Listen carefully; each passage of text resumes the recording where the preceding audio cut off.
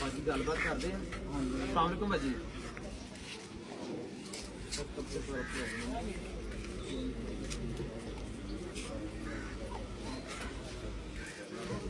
ना करो नगर अभी लाता और बाजी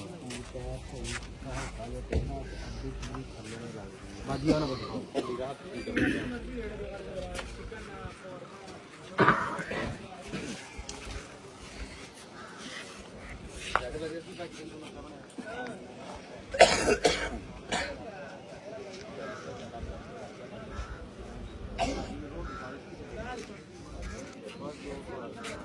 बाजी में दही लस्सी मक्खन आलू गोभी चावल गोश्त में लेना सादा सिंपल सब्जी ठीक हो गया।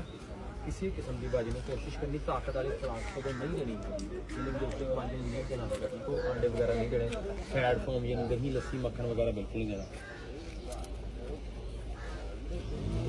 क्या बाजी